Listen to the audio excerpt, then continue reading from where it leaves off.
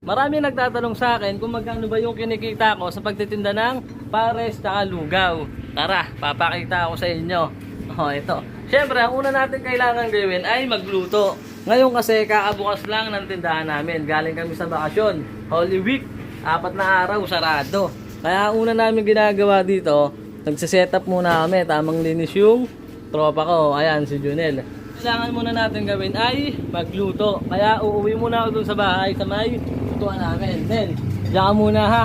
Yeah. Ano ba mga kailangan mo?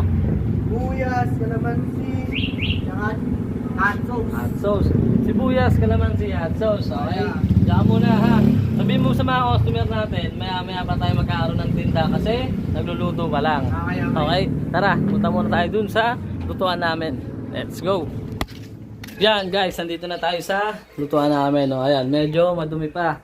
Kararating ko lang. Ang una natin gagawin, magagaya tayo ng gulay. Yan. Kung napapansin nyo, medyo nagmamadali ako ngayon kasi late na. Hapon na ako nakapagkasikaso. Wala akong ginawa kanina, kundi matulog na matulog. Ngayon tuloy, kailangan natin magmadali. Kasi anong oras na naman tayo nakapagkasikaso? Kailangan ko ng energy para maging mabilis. Stretching lang tayo konti. Di pa tayo nakapag-stretching, kakagising-gising ko lang Game! Banat! Babanat tayo.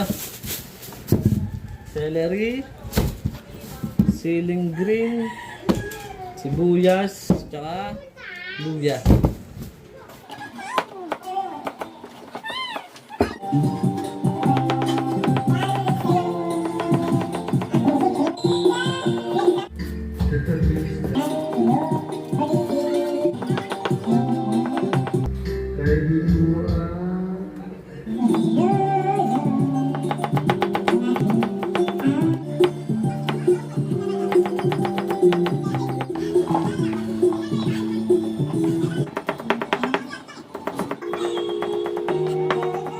Yan guys, bali kakatapos ko lang magayat ng mga gulay na gagamitin ko sa pagluluto ng sabaw ng pares tsaka saglugaw. Kaya, proceed na tayo dito sa kabila. Magluluto na tayo ng sabaw tsaka lugaw. Ayan. Ito na yung mga kaldero natin. Naka-ready na sila lahat. Go! It's luto time. Ano natin tubig. Tapos, apuyan na natin. Fire on.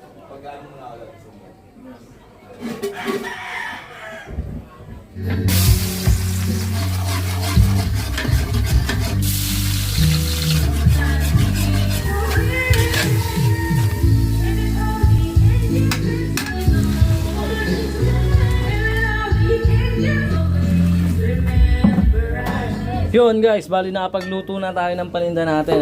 Ito yung sa lugaw. Then, ito naman yung sa pares. Bali, ibababa na natin yan. Ipapadeliver na natin sa kanila kasi magluluto pa tayo ng paninda natin sa south side sa pangalawa natin pwesto. Okay pre, hatakin na nyo. Para madala natin yan, para magkaroon tayong paninda. Yan. Rekta deliver nyo na yan pre ha. Yan, kasi dito muna ako sa loob. Magpe-prepare pa ako ng mga gagamitin. Ito yung gulay. Bawang, tapos na rin ako mag-iba. Yan. Multitask kami ngayon kasi ang dami namin gagawin pa.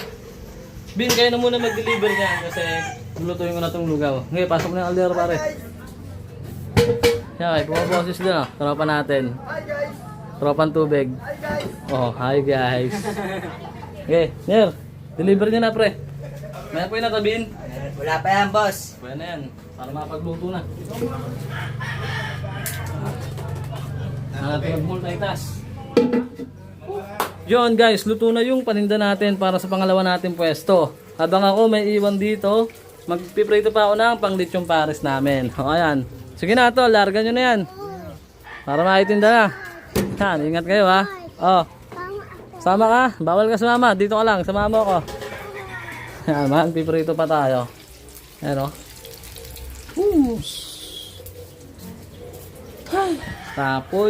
Kapoy na. Haggard na tayo. Ang dami pa natin gagawin. Bali, tapos na tayo magluto, tapos na tayo mag-asikaso ng mga paninda natin. At dito tayo ngayon sa tindahan namin. O, ayan. binabakbakan yung mga tropa natin. Yan.